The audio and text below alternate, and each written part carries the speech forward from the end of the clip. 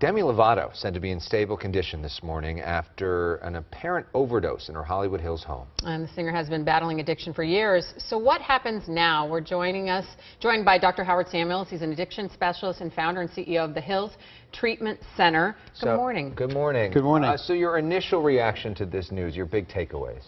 Well, first of all, I was very sad that she had relapsed. Okay. But you have to have an understanding is that relapse is unfortunately a part of recovery. And the most important thing is, can you get through it alive? So the great news today is that she is alive, she is in stable condition, and now it's about getting her back into recovery, which is the most important aspect. So people at home who have someone who's dealing and battling addiction, what are the signs of someone who's about to relapse, or are there signs? Well, there are a lot of signs. Number one, you stop being with your support system. You may stop going to 12-step meetings. You're starting to isolate. You're starting to hang out with people that are maybe drinking, smoking weed, doing blow. You know, and the attitude changes, you know, from someone who's very open and positive to someone who's guarded and sort of telling little lies and not telling the truth.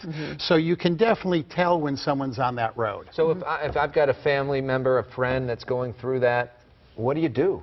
Well, first of all, I think that the loved ones have to confront the person. Okay, that's very, very important. Then if that doesn't work, you start calling people that maybe were in that person's life when they were in recovery to get help and advice. Well, you know, Demi Lovato has been very open about this process. So open, in fact, that her newest song is called Sober, and it is about the fact that she hasn't been sober lately. Let's take a look at that.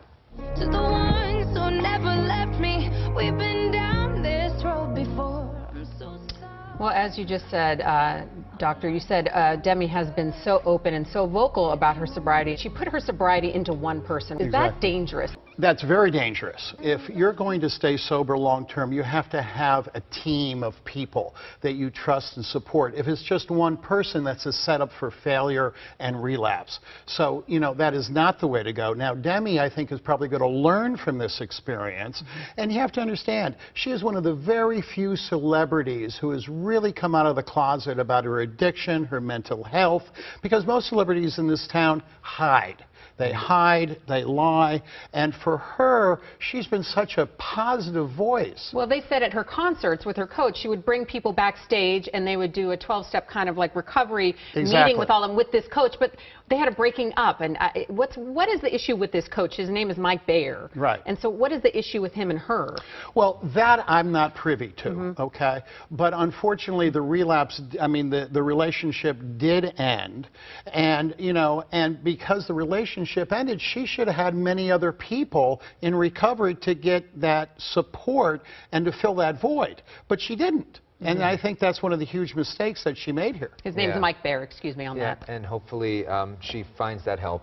And everybody's rooting for her. And thank you for the good work you do in saving so many lives as well. Well, thank you very much. And, you know, I'm in recovery 33 years, and it is about, you know, no one's perfect.